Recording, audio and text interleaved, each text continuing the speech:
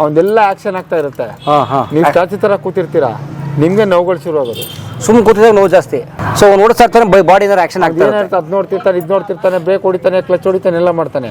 ಆದರೆ ಕೂತಿರೋರು ಇದ್ದಾರಲ್ಲ, ತುಂಬ ಪೇಷನ್ಸ್ ಬೇಕು ಅವ್ರಿಗೆ. ಬೆನ್ನೋವು ಎಲ್ಲ ಬರೋದು ಅವ್ರಿಗೆ, ಕೂತಿರೋರಿಗೆ. ಆ ಅಮ್ಮ ನೋಡಿ, ಅಜ್ಜಿ 80,000 ಕಿಲೋಮೀಟರ್ ಟೂ ವೀಲರ್ ಕೂತ್ಕೊಂಡು ಹೋಗಿದೆ ನೋಡಿ. ಗ್ರೇಟ್ ಅವರು, ಗ್ರೇಟ್ ಲೇಡಿ. ಆದ್ರೆ ನೋಡಿ ಸಿಂಪಲ್ ಮನೆ, ಶೀಟ್ ಮನೆ. ಅಣ್ಣ ಏನಂದರೆ ಹೇಳ್ತೀನಿ ಕೇಳಿ ಅಣ್ಣ, ಈ ಸಿಂಪಲ್ ಮನೇಲಿರೋರಿಗೆ, ಸಿಂಪಲ್ ಲೈಫ್ ಲೀಡ್ ಮಾಡೋರ್ಗೆ ಅಚೀವ್ಮೆಂಟ್ ಮಾಡಬೇಕು ಅನ್ಸೋದು. ಸಾಹುಕಾರಗಳಿಗೆ ಯಾರಿಗೂ ಅನ್ಸಲ್ಲ ಅಚೀವ್ಮೆಂಟ್ ಮಾಡಬೇಕು ಅನ್ಸಲ್ಲ. ಅವ್ರದ್ದೆಲ್ಲ ಒಂದೊಂದು, ಈಗ ಪೊಲಿಟಿಷಿಯನ್ಗೆ ಹೋಗ್ತಾರೆ, ಅಚೀವ್ಮೆಂಟ್ ಮಾಡಲ್ಲ ಅವರು, ಸಾಧನೆ ಮಾಡಲ್ಲ. ಫಿಲಮ್ ಸ್ಟಾರ್ಗಳ ಮಕ್ಕಳು ನೋಡಿ, ಫಿಲಮ್ ಸ್ಟಾರ್ಗಳು ಆ ಥರ ಬರ್ತಾರೆ. ಅವ್ರವ್ರು ಇದಕ್ಕೆ ಬರ್ತಾರೆ. ಅವರು ಸಾಧನೆ ಮಾಡೋದು ತುಂಬ ಕಮ್ಮಿ, ಅಂಥವ್ರ ಮಕ್ಕಳು ಸಾಧನೆ ಮಾಡೋದು ತುಂಬ ಕಮ್ಮಿ. ನೋಡಿ ಕೆಲವ್ರಿಗೆ ಹೇಗೆ ಅಂದರೆ ಪಾಪ ಎಷ್ಟೋ ಜನ ಗುಡಿಸದಲ್ಲಿ ವಾಸ ಮಾಡೋರು, ಬಡತನದಲ್ಲಿ ವಾಸ ಮಾಡೋರು, ಒಳ್ಳೆ ಸ್ಪೋರ್ಟ್ಸ್ ಮ್ಯಾನ್ಸ್ ಇರ್ತಾರೆ, ಒಳ್ಳೆ ಕ್ಯಾರಮ್ ಬೋರ್ಡ್ ಆಡ್ತಾರೆ, ಒಳ್ಳೆ ಚೆಸ್ ಆಡ್ತಾರೆ, ಅವ್ರಿಗೆ ಅವಕಾಶ ಸಿಗಲ್ಲ. ಎಸ್, ಒಳ್ಳೆ ಅಥ್ಲೀಟ್ಗಳಿರ್ತಾರೆ, ಅಂಥವ್ರಿಗೆ ಅವಕಾಶ ಸಿಗಬೇಕು. ಅಂಥವ್ರಿಗೆ ಅವಕಾಶ ಸಿಕ್ಕಿದ್ರೆ ಒಂದು ಇದರಿಂದ ಒಂದು ಒಂದು ಪ್ರತಿಭೆ ಉಟ್ಕೊಳ್ಳುತ್ತೆ. ಆ ಪ್ರತಿಭೆಗೆ ಅವಕಾಶ ಕೊಡ್ಬೇಕು ಯಾವತ್ತು. ನಮ್ಮ ದೇಶದಲ್ಲಿ ಎಲ್ಲಿ ತನಕ ನಾವು ಪ್ರಾಬ್ಲಮ್, ನೀನು ನಾನು ಭೇದ ಭಾವ, ಸಾಹುಕಾರ ಬಡವ ಇದೆಲ್ಲ ತರ್ತೀವಿ, ಅಲ್ಲಿ ತನಕ ಪ್ರಾಬ್ಲಮೇ. ನಾನು ಹೇಳೋದೇನಂದ್ರೆ ಆಲ್ ಆರ್ ಈಕ್ವಲ್, ನಾವೆಲ್ಲ ಭಾರತೀಯರಷ್ಟೇ, ವಿ ಆರ್ ಇಂಡಿಯನ್ಸ್, ನಾವೆಲ್ಲ ಭಾರತೀಯರು. ಮನುಷ್ಯಂಗೆ ಬೇಕಾಗಿರೋದೇನೆಂದ್ರೆ ಮುಖ್ಯವಾಗಿ ಧರ್ಮ ಯಾವುದು, ಮಾನವೀಯತೆ ಧರ್ಮ ಬೇಕು. ಎಲ್ಲ ಒಂದೇ, ಎಲ್ಲರೂ ಈಕ್ವಲ್ ಆಗಿರ್ಬೇಕು. ಅವ್ನು ಗುಡಿಸ್ದಲ್ಲಿ ಪ್ರತಿಭೆ ಇದೆ, ಹೋಗಿ ಹೆಕ್ಕಿ, ಅದರಲ್ಲಿ ಹೆಕ್ಕಿ ತೆಗೆದು ಅವ್ನಿಗೆ ಸ್ಪೋರ್ಟ್ಸ್ ಮ್ಯಾನ್ ಇದ್ಕೊಡ್ಬೇಕು. ಅದು ನೋಡಿದ್ರೆ ಚಿನ್ನಾರಿ ಮುತ್ತಾಗ ನಾಪ್ಕ ಬರುತ್ತೆ. ಆ ಫಿಲಮಲ್ಲಿ ಅದೇ ಥರ. ಇಷ್ಟೊಂದು ಜನ ಇಲ್ಲಿ ಯಾರು ನನ್ನೋರು, ಇಷ್ಟೊಂದು ಮನೆ ಇಲ್ಲಿ ಎಲ್ಲಿ ನಮ್ಮನೆ. ಅದಕ್ಕೆ ಹೇಳೋದು, ಯಾವುದೇ ಆದಷ್ಟು ಪ್ರತಿಭೆಗಳನ್ನ ತೆಗಿಬೇಕು. ಆ ಪ್ರತಿಭೆಗೆ ಒಂದು ಜಾತಿ ತರಬಾರ್ದು, ಧರ್ಮ ತರಬಾರ್ದು, ಪ್ರತಿಭೆ ಹುಡುಕ್ಬೇಕು. ನೋಡಿ ಎಂಥ ಪ್ರತಿಭೆ, 80 ಕಿಲೋಮೀಟರ್ ಹುಡುಗಾಟನ, 80,000 ಕಿಲೋಮೀಟರ್, ಅದೇ 80,000 ಕಿಲೋಮೀಟರ್ ಹುಡುಗಾಟನ. ಹುಡುಗರುಗಳು ಲವರ್ಸ್ ಕೂತ್ಕೊಂಡು 100 ಕಿಲೋಮೀಟರ್ ಓಡಿಸೋಕೆ ಸುಸ್ತಾಗ್ಬಿಡ್ತಾರೆ. ಹೌದಾ? ಮುಲಾಜೇನು ಒಂದ್ ರೌಂಡ್ ಹೋಗ್ತಾರೆ, ಅವ್ರು ಯಾವಾಗೆಲ್ಲ ಖರ್ಚಾಗ್ಬಿಡುತ್ತೆ, ಜೋಬ್ ಖಾಲಿ ಆಗುತ್ತೆ, ನಡಿ ಮನೆಗೆ ಹೋಗೋಣ ಅಂತಾರೆ. ಕೆಮ್ಮು ಬಂದ್ಬಿಡ್ತು. ಮತ್ತೆ ಅಣ್ಣ ಸಮಾಚಾರ ಎಲ್ಲ ತುಂಬಾ ದಿನ ಆಯ್ತಲ್ಲ, ಸಣ್ಣ ಆದ್ರಿ. ಹೌದು, ಏನ್ ವಿಷಯ? ಹಿಂಗೆ ಲೈಫ್, ವೈಫಿಂದನ ಲೈಫ್ ಸ್ವಲ್ಪ ಓಡಾಟ ಜಾಸ್ತಿ ಅಲ್ಲ, ಅದಕ್ಕೆ ಖುಷಿ ಆಯ್ತು ನಂಗೆ. ಎಲ್ಲ ಕಡೆ ಸುತ್ತಾ ಇದ್ದೀರಾ, ಖುಷಿ ಆಯ್ತು. ಸೊ ಈಗ ನೀವು ಬಿಗ್ ಬಾಸ್ ನೆಕ್ಸ್ಟ್ ಆಮೇಲೆ ಮೇಕ್ಷಾಮ್ ಅಷ್ಟೇ, ಬಿಗ್ ಬಾಸ್ ಅವನು. ಓಕೆ, ಚೆನ್ನಾಗಿತ್ತು. ಒಂಥರ ಒಂದು ವಾರದ ಎಕ್ಸ್ಪೀರಿಯನ್ಸ್ ಚೆನ್ನಾಗಿತ್ತು. ಒಂದೇ ವಾರ ಇದ್ರಾ? ಒಂದೇ ವಾರ ಇದ್ದಿದ್ದು. ನನಗೆ ಆಗಲಿಲ್ಲ ಅಲ್ಲಿ. 80% ಜನ ಹೇಳಿದ್ದು ನನಗೆ, ರಾಜ್ದಂಗೆ ಹೋಗಿ ರಾಜ್ದಂಗೆ ಬಂದೆ, ಏನೂ ಮಾತಾಡಲಿಲ್ಲ, ಬ್ಯಾಟ್ ರೋಲ್ ಆಗಲಿಲ್ಲ. ನಿನಗೆ ಗೊತ್ತಾಗೋಯ್ತು ನನಗೆ, ನೀವು ಹೋಗಿದ್ದೀನೇ ಅನ್ಕೊಂಡೆ, ನೀವು ಪ್ರಾಣಿಗಳು ಬಿಟ್ಟಿರೋಕ್ಕಾಗಲ್ಲ ಅಂತ, ನಾಯಿಗಳು ಹಸುಗಳೆಲ್ಲ ಬಿಟ್ಟಿರೋಕ್ಕಾಗಲ್ಲ, ಬಂದ್ಬಿಡ್ತೀಯ ಅಂತ ಗೊತ್ತಿತ್ತು. ಅವಾಗಲೇ ಅನ್ಕೊಂಡೆ, ನೀವು ಹೋಗಿದ ತಕ್ಷಣ ಅನ್ಕೊಂಡೆ ಬಂದ್ಬಿಡ್ತೀಯ, ಜಾಸ್ತಿ ಇರೋಕ್ಕಾಗಲ್ಲ ಅಂತ. ಇವಾಗ ಸುಮಾರು ಜನ ಹೇಳಿದ್ದು ಏನಂದರೆ, ನೀವು ಬಂದಿದ್ದೇ ಒಳ್ಳೇದಾಯಿತು, ಬಂದಿದ್ದೇ ಒಳ್ಳೇದಾಯಿತು. ಯಾಕೆ ಇವ್ರು ಕೇಳಿ ಹೇಳ್ತಾರೆ ಏನಂದ್ರು ಅಂತ. ಏನಂತೀರಿ ಆಶಾ ಅವರೇ?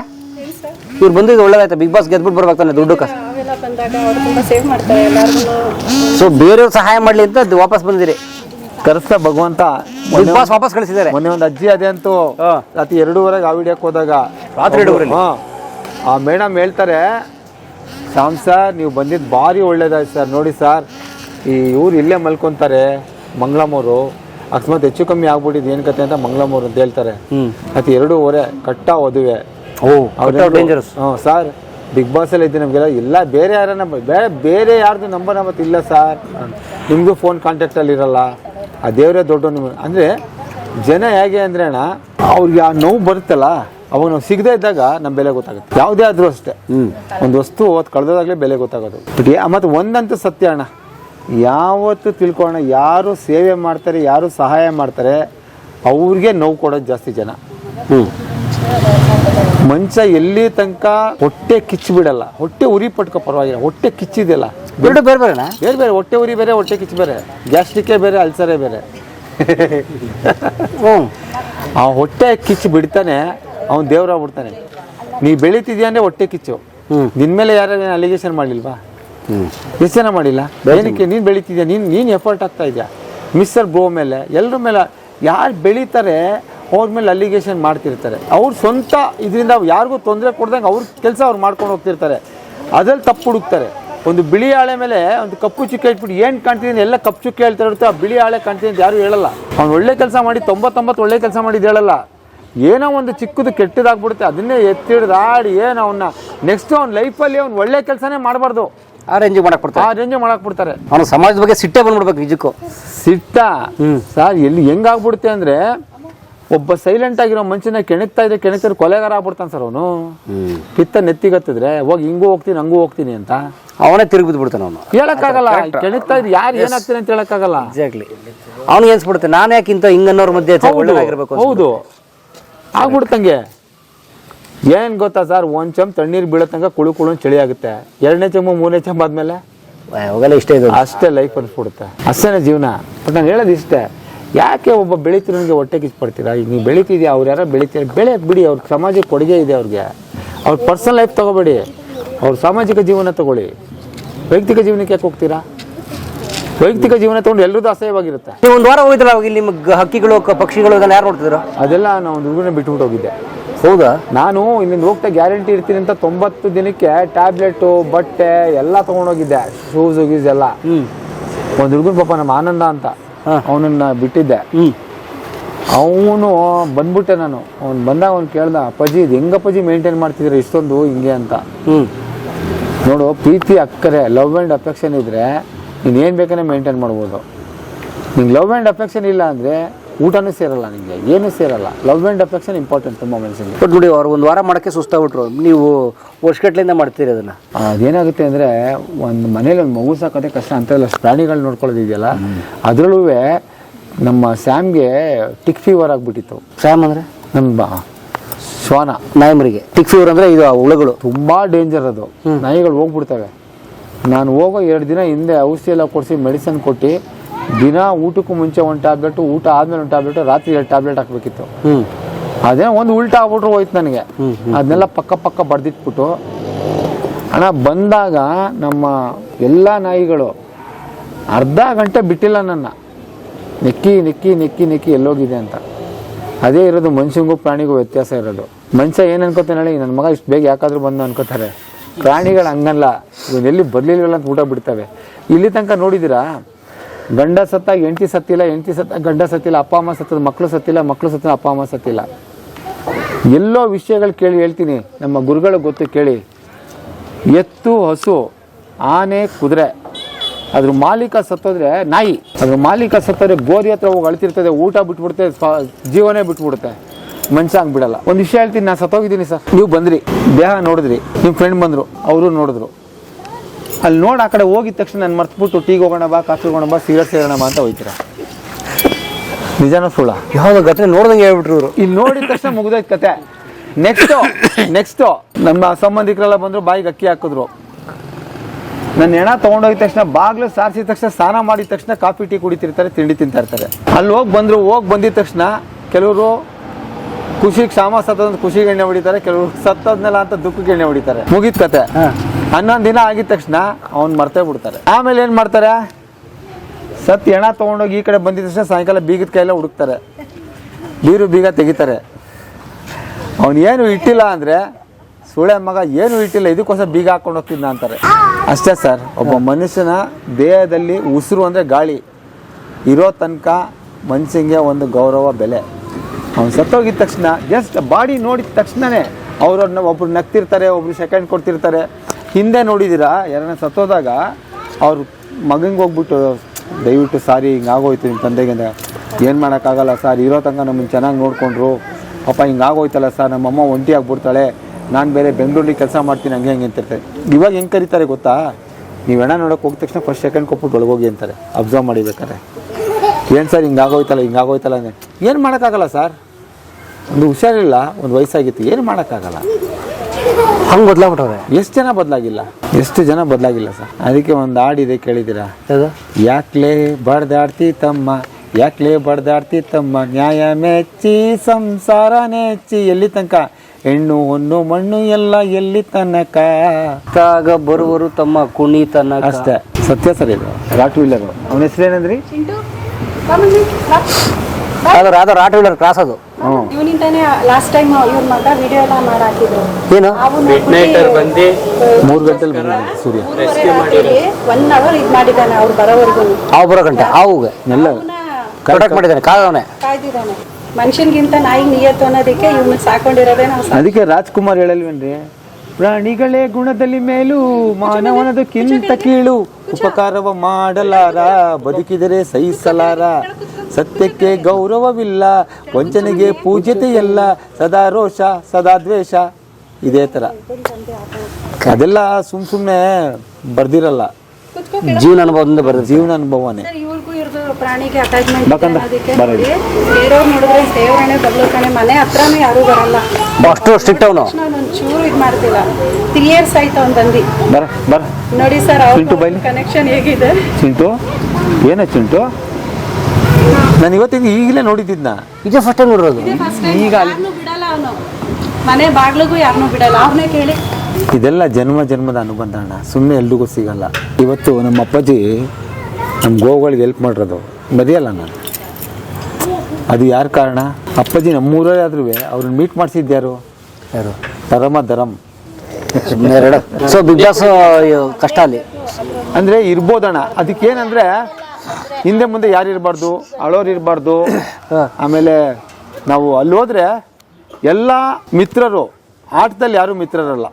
ಆಟ ಆಡಿದ್ಮೇಲೆ ಮಿತ್ರರು, ಆಟದಲ್ಲಿ ಮಿತ್ರರಲ್ಲ. ಆಟ ಆಡುವಾಗ ಮಿತ್ರರಲ್ಲ. ನಾನು ಗೆಲ್ಲಬೇಕು ಅಂತ ಹೋದವನಿಗೆ ಅವ್ನು ಗೆಲ್ಲೇಬೇಕು, ಆ ಥರ ಅಲ್ಲಿ. ಇದೆಲ್ಲ ಬರೀ ಸೆಟಪ್ ಅಂತಾರೆ. ಇಲ್ಲ ಅಣ್ಣ, ಇಲ್ಲ. ಸ್ಕ್ರಿಪ್ಟೆಡ್ ಅಂತೂ ಖಂಡಿತ ಇಲ್ಲ ಅಣ್ಣ, ಸುಳ್ಳದು. ಸ್ಕ್ರಿಪ್ಟೆಡ್ ಅಂತೂ ಅಲ್ಲ, ಸತ್ಯವಲ್ಲೂ ಅಲ್ಲ. ಹಂಗಂತ ಸ್ಕ್ರಿಪ್ಟೆಡ್ ಆಗಿದ್ರೆ ಇವರು ತಲೆ ಮೇಲೆ ಆರ್ಪಿಕ್ಕು ಸರ್ಫೆಕ್ಸಲ್ ಸುರಿ ಅಂತ ಹೇಳಿದ್ರ. ಬಟ್ ಒಂದು ವಾರ ಚೆನ್ನಾಗಿತ್ತು ಜರ್ನಿ.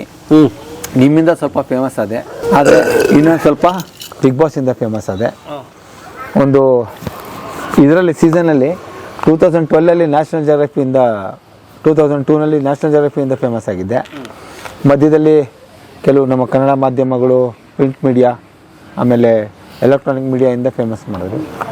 ಮಧ್ಯ ಸ್ವಲ್ಪ ಗ್ಯಾಪ್ ಇತ್ತು. ಪರಂ ಬಂದಮೇಲೆ ಈಗ ಬಿಗ್ ಬಾಸ್ಗೆ ಹೋದೆ. ಈಗ ನಾಡಿದ್ದಿಂದ ಒಂದು ಸಿನಿಮಾ ಮಾಡ್ತಾಯಿದ್ದೀನಿ, ಭಾನುವಾರದಿಂದ. ಆ್ಯಕ್ಟಿಂಗು ಕನ್ನಡ ಪಿಕ್ಚರು ಯಾವುದು? ರುದ್ರ ಏನು ಹೆಸರು ಹೇಳಿದ್ರು ನಮಗೀಗ ಜಾದವ್ ಅವರು ಇರೋ ಪಿಕ್ಚರು. ಅಭಿನಂದನೆಗಳು. ಈಗ ನೀವು ಸಿನಿಮಾ ನಟ ಈಗ ಮಾಡಿ ಸುಮಾರು ಫಿಲಮ್ ಮಾಡಿದ್ದೀನಿ. ಬ್ಯುಸಿಯೆಸ್ಟ್ ನಟ. ಚೆನ್ನಾಗಿರುತ್ತೆ ಅಂತಾರೆ. ಪೋಷಕ ಪಾತ್ರ ಕೊಡ್ತೀನಿ ಅಂತ. ನನಗೆ ಪೋಷಕ ಪಾತ್ರ ಅದೆಲ್ಲದಕ್ಕಿಂತ ವಿಲನ್ ರೋಲ್ ತುಂಬ ಇಷ್ಟ. ನೀವು ವಿಲನ್ಗಳ ಅಭಿಮಾನಿ? ನಿಜವಲ್ಲ ವಿಲನ್ಗಳ. ಕೃಷ್ಣ ಅರಸು, ತೂಗುದೀಪ ಶ್ರೀನಿವಾಸು ಅವ್ರದ್ದೆಲ್ಲ ಸೂಪರು. ಹೇಳಿದಲ್ಲ, ಆ ವಿಲನ್ ಕ್ಯಾರೆಕ್ಟ್ರೇ ಕ್ಯಾರೆಕ್ಟರ್ ಸರ್. ಒಂದು ಹೇಳ್ತೀನಿ ಕೇಳಿ, ನಮ್ಮ ಫೀಲ್ಡವರೇ ಒಂದು 3-4 ಜನ ಇರಬೇಕಲ್ಲಿ. ಒಂದೇ ಸಮಾನ ಮನಸ್ಕರ ಇರಬೇಕು. ನಮ್ಮ ಗೌರಿ ಶಕ್ಕಿ ಸೈಲೆಂಟು ಎಲ್ಲ. ಆಮೇಲೆ ಅಲ್ಲೆಲ್ಲ ಸ್ಕ್ರೀನ್ ಆ್ಯಕ್ಟರ್ಸ್ ಜಾಸ್ತಿ, ಅವ್ರವ್ರದ್ದು ಒಂದೊಂದು ಟ್ರೂಪು. ಇನ್ಯಾರು ವರ್ತೂರಣ್ಣ, ಅವರು ಹಳ್ಳಿಕಾರು. ಇವನು ಪ್ರತಾಪ್ ಡ್ರೋನು, ಅವ್ರದ್ದೇ ಒಂದೊಂಥರ ಫೀಲ್ಡು. ಬಟ್ ಅವ್ನು ಬುದ್ಧಿವಂತ ಇದ್ದಾನೆ ಪ್ರತಾಪ್. ಹೌದಾ? ಅವ್ನು ಚೆನ್ನಾಗಿ ಗೊತ್ತು ಬದುಕೋದಾರಿ. Is very brilliant. ಸರ್, ನಿಮ್ಮನ್ನು ಮೋಸ ಮಾಡೋದು ಸುಲಭ ಅಲ್ಲ. ನನ್ನ ಬುದ್ಧಿವಂತಿಕೆ ಇದ್ರೆ ಮಾತ್ರ ನಿಮ್ಮನ್ನು ಮೋಸ ಮಾಡೋಕ್ಕಾಗೋದು. ಅವ್ನು ಹೇಳ್ತಾನೆ ಅಲ್ಲಿ ಯಾರ ಹತ್ರ ಒಂದು ಪೈಸಾ ಇಸ್ಕೊಂಡಿಲ್ಲ ಅಂತಾನೆ. ಬಟ್ ಕೊಟ್ಟಿರೋರು ಹೇಳ್ತಾರೆ ಕೊಟ್ಟಿದ್ದೀನಿ ಅಂತ. ಅದು ಏನೇ ಇರಲಿ, ಬಟ್ ಆ ನಿಮ್ಮ ಹತ್ರ ನಾನು ದುಡ್ಡಿಸ್ಕೊಳ್ಳೋಕ್ಕೂ ಸುಳ್ಳು ಹೇಳಿ ದುಡ್ಡಿಸ್ಕೊಳ್ಳೋಕ್ಕಿದೆಯಲ್ಲ ನ್ಯಾಕು, ಯಾರಿಗೂ ಬರಲ್ಲ. ಅದು ಸಖತ್ ಬ್ರಿಲಿಯನ್ಸಿ ಮಾತ್ರ. ಅವನು ಭಯಂಕರ ಬ್ರಿಲಿಯನ್ಸಿ. ಅವ್ನು ಇಸ್ಕೊಂಡಿದ್ದಾನೆ ಬಿಟ್ಟಿದ್ರೆ ನಮ್ಗೆ ಗೊತ್ತಿಲ್ಲ ಅದು. ಬಟ್ ಬರೀ ಬುದ್ಧಿವಂತ ಇದ್ದಾನೆ. ಏನೇನೋ ಆಫೀಸ್ ಮಾಡ್ಕೊಂಡಿದ್ದಾನೆ. ಮೊನ್ನೆ ಎಲ್ಲೋ ನೋಡಿದೆ, ಒಂದು ವಿಡಿಯೋ ನೋಡಿದೆ. ನ್ಯಾಕ್ ಇದ್ರೆ ಅಣ್ಣ ಪ್ರಪಂಚದಲ್ಲಿ ಏನು ಬೇಕನ್ನ ಮಾಡ್ಬೋದು. ಕೆಲವ್ರಿಗೆ ಏನಾಗುತ್ತೆ ಅಂದರೆ ಅವ್ರದ್ದು ಯಾವಾಗಲೂ ನೋಡಿ ಒಂದು ವಿಷಯ ಹೇಳ್ತೀನಿ. ಡ್ರೋನ್ ಪ್ರತಾಪ್ತು ಯಾವ ಮಾತುಗೂ ಸಿಕ್ಕಾಕೊಳ್ಳೋದು. ಈಗ ಹೇಳಲ್ಲ ಆಮೇಲೆ ಹೇಳ್ತೀನಿ ಅಂತಾರೆ. ನೋಡೋಣ ಅಂತಾರೆ. ನಮ್ಮ ಮಾತು ಆಯ್ತಾಯ್ತು ನೋಡೋಣ ಅಂತ ಯಾವುದಕ್ಕೂ ಸಿಗಾಕೊಳ್ಳಲ್ಲ. ನೀವು ಫಂಡಿಂಗ್ ಹೆಂಗೆ ಬರ್ತೀವಿ ಅಂತ ಕೇಳಿದ್ರಿ ಅಲ್ವಾ? ಏನಂದ್ರೆ ಅದಕ್ಕೆ ನಾವು ಹೇಳ್ಕೊತೀವಲ್ವಾ, ನಮ್ಮ ಗೋಶಾಲೆಗೆ ಇಂಥವ್ರು ಹೆಲ್ಪ್ ಮಾಡ್ತಾರೆ, ಇಂಥವ್ರು ಹೆಲ್ಪ್ ಮಾಡ್ತಾರೆ, ಅವರಿಂದ ನಡೀತಿದ್ದ. ಅವ್ರು ಅದು ಹೇಳೋದೇ ಇಲ್ಲ. ಇಲ್ಲಿಗೆ ವೆರಿ ಬ್ರಿಲಿಯಂಟ್ ಮಾತ್ರ, ವೆರಿ ಬ್ರಿಲಿಯಂಟ್. ವಿನಯ್ ಒಳ್ಳೆ ಮನುಷ್ಯನೇ, ಬಟ್ ಸ್ವಲ್ಪ ಕೋಪ ಜಾಸ್ತಿ. ಕಾರ್ತಿಕ್ ಒಳ್ಳೆ ಸ್ಪೋರ್ಟ್ಸ್ ಮ್ಯಾನು, ಅವನು ಆಟ ಆಡ್ತಾನೆ. ಅದೇ ಬಿಗ್ ಬಾಸ್ಗೆ ಕಾಸು ಕೊಡ್ತಾರಂತಲ್ಲ, ವಾರಕ್ಕೆ 30,000 ಪೇಮೆಂಟು. ಪ್ರತಿಯೊಬ್ಬರಿಗೂ ಒಬ್ಬೊಬ್ರಿಗೆ ಒಂದೊಂದು ಥರ. ಓಹೋ, ನಿಮ್ಮ ಲೆವೆಲ್ ಮೇಲೆ ಅದು. ನೀವು ಒಳ್ಳೆ ಟಾಪ್ ಹೀರೋ ಆಗಿದ್ರೆ ನಿಮ್ಗೆ ಜಾಸ್ತಿ ಆ ಥರ. ಇವತ್ತಿನ ಜನತೆಗೆ ಏನು ಬೇಕು ಅಂದರೆ ನೆಗೆಟಿವ್ ಕ್ಯಾರೆಕ್ಟರ್ ಬೇಕು. ಇವತ್ತು ನೋಡಿ ಸೀರಿಯಲ್ಗಳನ್ನ ತುಂಬ ನೋಡ್ತಾರೆ. ಅದ್ರಲ್ಲಿ ಏನು ನಿಮಗೆ ಸಮಾಜಕ್ಕೆ ಕೊಡುಗೆ ಏನು? ರಿಯಲ್ ಲೈಫಲ್ಲಿ ಒಬ್ಬಂಗೆ 2-3 ಜನ ಹೆಂಡ್ತಿರಿದ್ದೆ ದೊಡ್ಡ ಜಗಳ ಅದೆಲ್ಲ ಆಗ್ಬಿಡುತ್ತೆ. ಇದೆಲ್ಲ ಅಲ್ಲಿ ಕಾಂಟ್ಯಾಕ್ಟ್ ತೋರಿಸ್ತಾರೆ, ಇಲ್ಲಿ ಕಾಂಟ್ಯಾಕ್ಟ್ ತೋರಿಸ್ತಾರೆ, ತಂದಾಕ. ಒಂದು ಸೀರಿಯಲಲ್ಲಿ ಅಜ್ಜಿ ತೋರಿಸಿದ್ರೆ ಎಲ್ಲ ಸೀರಿಯಲ್ ಅಜ್ಜಿನೇ. ಒಂದು ಸೀರಿಯಲ್ ಒಂದು ಅಜ್ಜಿ ಮಣಿ ಇಟ್ಕೊಂಡಿದ್ದು, ಎಲ್ಲ ಸೀರಿಯಲ್ ಅಜ್ಜಿ ಮಣಿ ಇಟ್ಕೊಳ್ಳೋದೆ. ಒಂದು ಸೀರಿಯಲ್ ಹಾವು ತರಿಸಿ ಎಲ್ಲ ಸೀರಿಯಲ್ ಹಾವೆ. ಒಂದು ಸೀರಿಯಲ್ ದೆವ್ವ ತರಿಸಿ ಎಲ್ಲ ಸೀರಿಯಲ್ ದೆವ್ವನೇ. ಎಸ್, ನಾನು ಹೇಳಿದ್ದೇನೆಂದರೆ ತೋರಿಸ್ತೀವಿ ಸಮಾಜ. ಈಗ ನೋಡಿ ಸರ್, ಎಷ್ಟೋ ಮಕ್ಕಳಿಗೆ ಕೆಲವು ಆ್ಯಕ್ಟ್ಗಳು ಗೊತ್ತಿಲ್ಲ, ಟ್ರಾಫಿಕ್ ರೂಲ್ಸ್ ಗೊತ್ತಿಲ್ಲ, ಅದನ್ನ ಎಜುಕೇಟ್ ಮಾಡ್ಬೇಕು ಮಕ್ಕಳಿಗೆ. ಸಿವಿಕ್ ಸೆನ್ಸೇ ಗೊತ್ತಿಲ್ಲ. ಸಿವಿಕ್ ಸೆನ್ಸೇ ಇಲ್ಲ. ಫಸ್ಟ್ ಆಫ್ ಆಲ್ ಸಿವಿಕ್ ಸೆನ್ಸಲ್ಲಿಂದ ಅದು ಹೇಳ್ಕೊಟ್ಟಿಲ್ಲ. ನಿನ್ನೆ ಒಬ್ಬ ಯಾವನ ಸರ್, ಇನ್ಫೋಸಿಸ್ ಮುಂದೆ ಒಂದು ಸಿಗ್ನಲ್ ಇದೆ, ಅಲ್ಲಿ ಪಾಸ್ ಆಗ್ತಿದ್ದೀವಿ, ಆ ಜೀಬ್ರಾ ಕ್ರಾಸಲ್ಲಿ ನಮಗೆ ಸಿಗ್ನಲ್ ಇದೆ, ಇಲ್ಲಿಂದ ದೂರ ನಿಧಾನಕ್ಕೆ ಮೊಬೈಲಲ್ಲಿ ಮಾತಾಡ್ಕೊಂಡು ನಡ್ಕೊಂಡು ಹೋಗ್ತಾ ಇದ್ದಾನೆ. ಆರನ್ನು ನೋಡಿದ್ರೆ ಹೆಂಗೆ ಗುರ್ಗಾಯಿಸ್ತಾರೆ ಗೊತ್ತಾ? ನಾವೇ ತಪ್ಪಾಯ್ತು ಅಂದ್ಬಿಡ್ಬೇಕು, ಅವ್ನಿಗೇನು ಡಿಸ್ಟರ್ಬ್ ಆದಂಗೆ. ಅವನೇ ನಿಮ್ಗೆ ತಪ್ಪು ಮಾಡಿರೋನು ಸಾರಿ ಕೇಳಂಗಿಲ್ಲ, ತಪ್ಪು ಮಾಡದಿರೋನೇ ಸಾರಿ ಕೇಳ್ಬಿಡ್ಬೇಕು. ಅಣ್ಣ ಕ್ಷಮಿಸ್ಬಿಡೋಣ, ನೀವು ಮೊಬೈಲಲ್ಲಿ ಮಾತಾಡ್ಕೊ ಹೋಗ್ತಿದ್ದೀನಿ, ಆರು ನೋಡಿದ್ಬಿಟ್ಟೆ ಜಾಗ ಕ್ಷಮಿಸ್ಬಿಡೋಣ ಅಂತ ಕಾಲ ಆಗೋಯ್ತು ಈಗ. ಒಟ್ಟಿನಲ್ಲಿ ಒಂಥರ ಚೆನ್ನಾಗಿತ್ತು ಸರ್ ಒಂದು ವಾರ ಜರ್ನಿ. ಒಟ್ಟಿನಲ್ಲಿ ಹೊಸ ಹೊಸ ಫೇಸ್ಗಳು ಸಿಕ್ತು, ಒಂದು 16 ಜನ ಫೇಸ್ಗಳು ಸಿಕ್ತು. ಸುದೀಪ್ ಅಣ್ಣನ ಜೊತೆ ಮಾತಾಡ್ದಂಗೆ ಅವಕಾಶ ಸಿಕ್ತು. ಇನ್ನೇನು ಫಿನಾಲೆ ಕರೀತಾರೆ ಅಂತ ಕಾಣುತ್ತೆ, ಕರೆದ್ರೆ ಅದೊಂದು ಅವಕಾಶ ಸಿಗುತ್ತೆ. ಅವರೇ ಕಳ್ಸಿದ ನೀವೇ ಬಂದದ? ಇಲ್ಲ, ಏನಾಯ್ತು ಅಂದರೆ ಅವರು ಕೇಳ್ತಾರೆ ನನ್ನ, ನಿಮ್ಮ ಕೈಯಲ್ಲಿ ಆಗುತ್ತಾ ಇರೋಕ್ಕೆ. ನನಗೆ ವರ್ಟಿಗೋ ಪ್ರಾಬ್ಲಮ್ ಆಗೋಯ್ತು. ವರ್ಟಿಗೋ ಅಂದರೆ ಕಿವಿಯಲ್ಲಿ ಒಂದು ಲಿಕ್ವಿಡ್ ಇರುತ್ತೆ, ನಮ್ಮನ್ನು ಬ್ಯಾಲೆನ್ಸ್ ಮಾಡೋದು. ಈಗ ನೀವು ಸ್ಟೇರಿಂಗ್ ಇದೆಯಲ್ಲ, ಅದರೊಂದು ಆಯಿಲ್ ಬರುತ್ತೆ ಬ್ಯಾಲೆನ್ಸ್ ಮಾಡೋಕ್ಕೆ, ಸ್ಟೇರಿಂಗ್ ಆಯಿಲು. ಅದು ಫುಲ್ ಕಮ್ಮಿ ಆಗ್ಬಿಟ್ರೆ ಏನಾಗುತ್ತೆ ನಿಮಗೆ, ಸ್ಟೇರಿಂಗು ಬ್ಯಾಲೆನ್ಸ್ ತಪ್ಪೋಗ್ಬಿಡುತ್ತೆ. ಅದೇ ಥರ ನಿಮ್ಮ ಕಿವಿಲಿ 2 ಕಡೆನೂ ಬ್ಯಾಲೆನ್ಸಿಂಗ್ ಆಯಿಲ್ ಇರುತ್ತೆ. ಆ ಫ್ಲೂಯಿಡ್ ಏನೋ ಕಮ್ಮಿ ಆಗಿಬಿಟ್ರೆ ತಲೆ ಹಿಂಗೆ ಅನ್ನಕ್ಕೆ ಶುರು ಆಗ್ಬಿಡುತ್ತೆ. ಆಮೇಲೆ ಅದಕ್ಕೆ ತುಂಬ ನಿದ್ದೆ ಮಾಡಬೇಕು, ಬೆಳಕಿರಬಾರ್ದು. ಅದಕ್ಕೆ ಡಾಕ್ಟ್ರ್ ಹೇಳಿದ್ರೆ ವರ್ಟಿನ್ ಅಂತ ಟ್ಯಾಬ್ಲೆಟ್ ಸಿಗುತ್ತೆ, ಅದು ಸುಜರಾನ್ ಅಂತ ಟ್ಯಾಬ್ಲೆಟ್ ತೊಗೊಂಡು ಮಲ್ಕೊಂಬಿಡ್ಬೇಕು. ಮೇಯ್ನ್ ನಿದ್ದೆ ಮಾಡಬೇಕು, ಅದಕ್ಕೆ ಗಲಾಟೆ ಇರಬಾರ್ದು. ರೆಸ್ಟ್. ನನಗೆ 8 ವರ್ಷದಿಂದ ಬಂದಿತ್ತು, ತಿರ್ಗಾ ಮೊನ್ನೆ ಶುರು ಆಗೋಯ್ತು. ಇಲ್ಲಿ ಕಣ್ಬಿಡೋಕ್ಕಾಗಲ್ಲ, ಪ್ಯೂಪಲ್ ಓಪನ್ ಆಗುತ್ತೆ. ಸೊ ಅದಕ್ಕೆ ಬಂದ್ಬಿಟ್ಟೆ ನಾನು. ಎಲ್ಲರೂ ಹೋಗ್ಸಿಟ್ಕೊಂಡಿದ್ರು, ನನಗೆ ಇರಲಿಲ್ಲ ಅಲ್ಲಿ ಹೋದ್ಮೇಲೆ. ಅಲ್ಲೋಗಿ 3 ದಿನ ತನಕ ಚೆನ್ನಾಗಿದ್ದೆ, 3 ದಿನ ಒಟ್ಟಿಗೆ ಶುರು ಆಗೋಯ್ತು. ಅಲ್ಲೆಲ್ಲ ಊಟ ಎಲ್ಲ ಹೆಂಗೆ? ಕ್ಯಾಮ್ರಾ ತೋರಿಸಿಲ್ಲ ಅಷ್ಟೇ ತಿನ್ನೋದ ನೀವು? ಅಷ್ಟೇ ಅವ್ರು ಏನು ಕೊಡ್ತಾರೆ ಅಷ್ಟೇ. ಸೈಡಲ್ಲಿ ತಿನ್ನಲ್ರಿ ನೀವು? ಸಾಧ್ಯನೇ ಇಲ್ಲ.